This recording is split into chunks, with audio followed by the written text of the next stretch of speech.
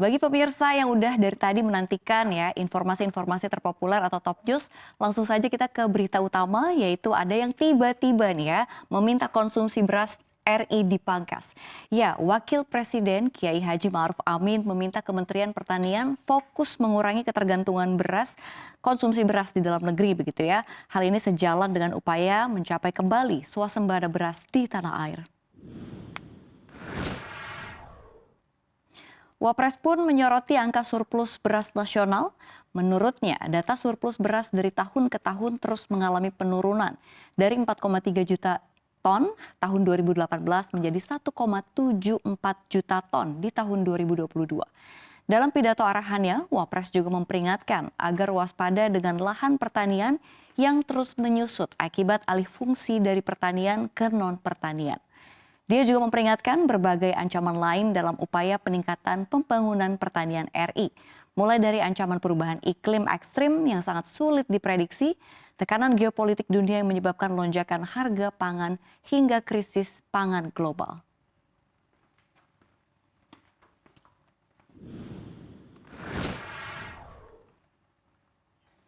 Di informasi berikutnya, Kementerian Lingkungan Hidup dan Kehutanan atau KLHK melaporkan Indeks Kualitas Lingkungan Hidup atau IKLH Indonesia mengalami kenaikan 1,35% atau 0,97 poin dibandingkan tahun 2021.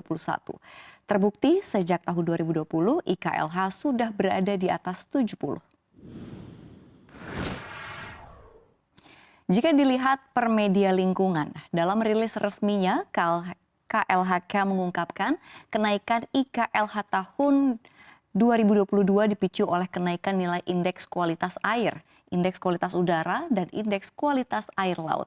Skor indeks kualitas air atau IKA di tanah air tahun 2022 tercatat sebesar 53,88 poin, meningkat 2,01% dibandingkan tahun sebelumnya, yakni 52,82 poin. Tren sejak tahun 2015, indeks kualitas air selalu berfluktuasi. Sebagai informasi, indeks kualitas air nasional dihitung berdasarkan pengukuran kualitas air di satu titik dan periode pemantauan. Selain kualitas air, IKLH juga disebabkan oleh kualitas udara yang membaik. Tercermin dari skor indeks kualitas udara atau IKU di Indonesia sebesar 88,06 poin pada 2022. Skor tersebut telah memenuhi target pada tahun 2022 yang sebesar 84,3 poin.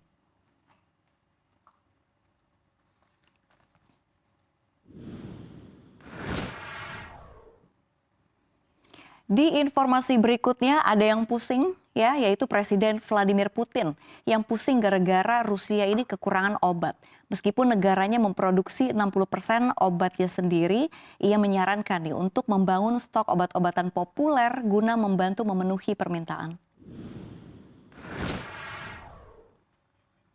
Meski obat resep dibebaskan dari sanksi barat yang diberlakukan selama perang di Ukraina, pengiriman barang ke Rusia telah terkena hambatan transportasi, asuransi, dan bea cukai. Putin memastikan negaranya aman pada pasokan obatan paling populer dalam jangka waktu tertentu. Hal ini untuk menunjukkan Rusia dapat menimbun obat untuk musim flu dengan cara yang sama seperti membangun cadangan gas untuk persiapan musim dingin. Tak lama setelah Rusia menyerang Ukraina pada Februari tahun lalu, warga Rusia bergegas untuk menimbun obat-obatan. Orang-orang membeli obat untuk sebulan hanya dalam waktu 2 minggu. Rusia juga mengimpor sebagian besar peralatan medisnya seperti alat pacu jantung dan perangkat radioterapi dari Uni Eropa dan juga Amerika Serikat. Ketergantungan Rusia sangat akut pada mesin kesehatan yang paling kompleks dan kritis.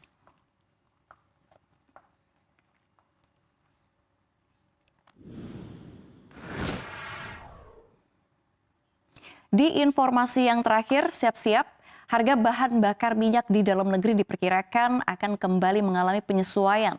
Hal itu bisa terjadi melihat pergerakan harga minyak mentah dunia yang saat ini cenderung mengalami penurunan. Biasanya penyesuaian harga terjadi setiap tanggal 1 untuk BBM jenis non-subsidi di dalam negeri dan juga BBM milik badan usaha swasta lainnya. Direktur Eksekutif Center of Economic and Law Studies atau Celios, Bima Yudhistira memperkirakan melihat kondisi harga minyak dunia atau minyak mentah dunia saat ini dan juga kurs rupiah terhadap dolar Amerika Serikat sebagai faktor penentu harga BBM, maka ada kecenderungan harga akan mengalami penurunan. Melansir pada perdagangan Selasa 25 Januari 2023, harga minyak mentah Brent anjlok 2,3% menjadi 86,13 dolar Amerika Serikat per barrel. Sedangkan jenis WTI tercatat 80,13 dolar per barrel. Ini turun 1,8% dibandingkan posisi sebelumnya. Sedangkan di hari yang sama, melansir data Refinitiv, kurs rupiah terpantau semakin menguat lebih dari 1% melawan dolar Amerika Serikat ke level 14.885 per dolar Amerika Serikat. Level tersebut merupakan yang terkuat sejak 15 September 2022. Bima menilai hal tersebut menjadi faktor pendorong untuk harga BBM non-subsidi untuk turun di bulan Februari 2023 mendatang.